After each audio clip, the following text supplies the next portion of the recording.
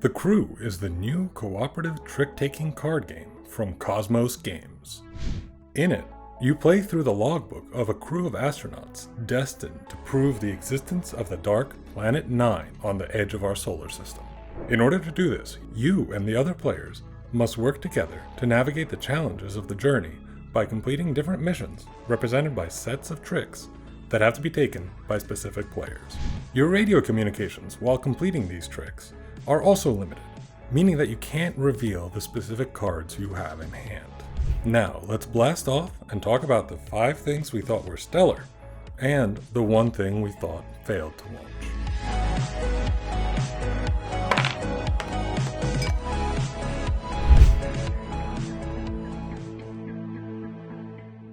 The Crew is a cooperative trick-taking game, and I'm sure a lot of you are scratching your heads about how that works.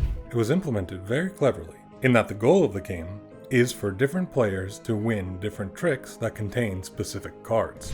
And you have to do this all without revealing the specific cards in your hand.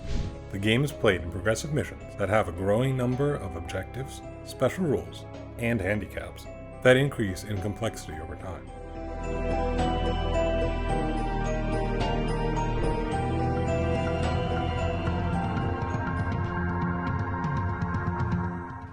At the start of each mission, all cards are dealt out to the players, and then, according to the mission logbook, a number of tasks are set out for the players to fulfill. Tasks are randomized and represented by a smaller, mini-sized deck that mirrors the player's deck, essentially showing what cards will be important for that round.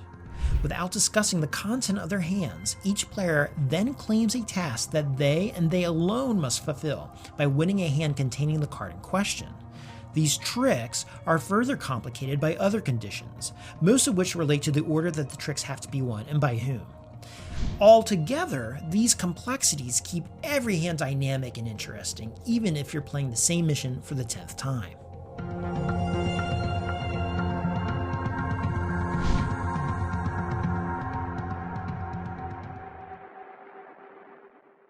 Though the players can't discuss or share the contents of their hands directly, there is one way around that, and that is the radio communications token. Each player has one of these tokens that can be used once during each mission. The token allows you to reveal a card from your hand and give one of 3 pieces of information about it. This is your highest card of that color, this is your lowest card of that color, or this is your only card of that color. This can be extremely important, particularly when a player gets stuck with a task that would be difficult to complete otherwise, such as trying to win the blue 3 when you don't have any blue cards. These restrictions on how you can communicate really drive the tension throughout the game, and they make each round feel very exciting and fresh.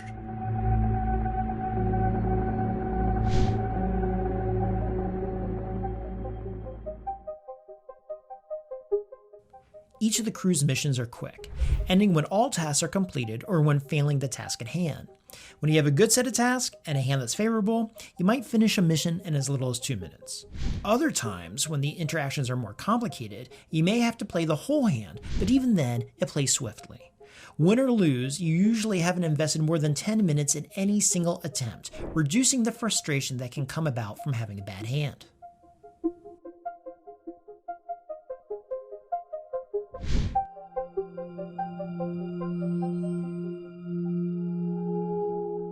Speaking of missions, the Crew comes with 50 of them. Each of them has a bit of story attached, and a different set of tasks.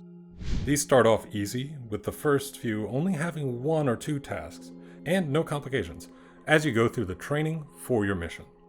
Then, starting when you blast off, and venture further and further into space, the number of tasks begins to increase, and complications such as communications outages, task orders, or players not being allowed to win any tricks come up. The logbook, which is the second half of the rulebook, contains all of these missions, and you can even keep a record of your playthrough in this logbook. All of these individual missions really keep the game interesting and engaging, and we always found ourselves wanting to go for just, one more mission, and then one more mission, and then one more mission for another 2 hours.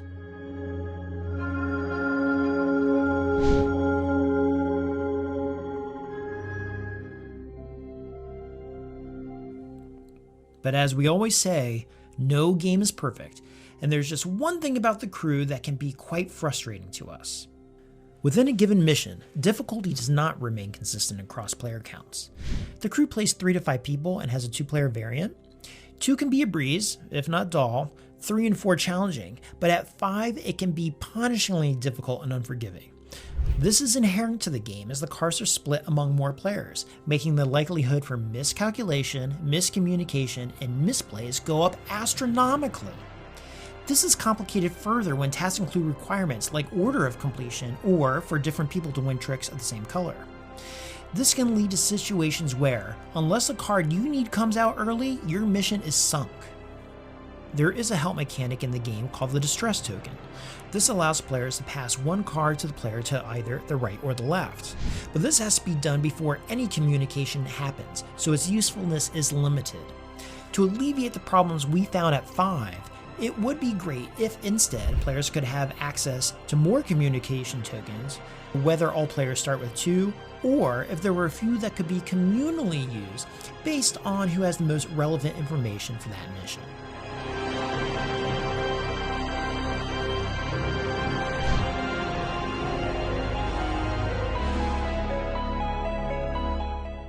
And there you have it, the 5 things about the crew that we thought were stellar, and the one thing that we thought was a failure to launch.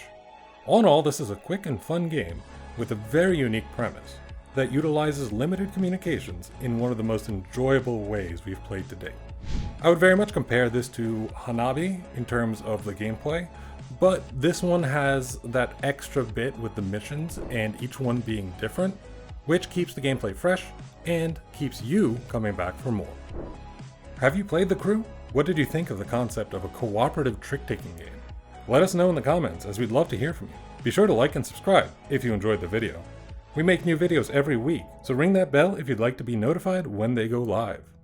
And of course, be safe, be well, and we'll see you next time.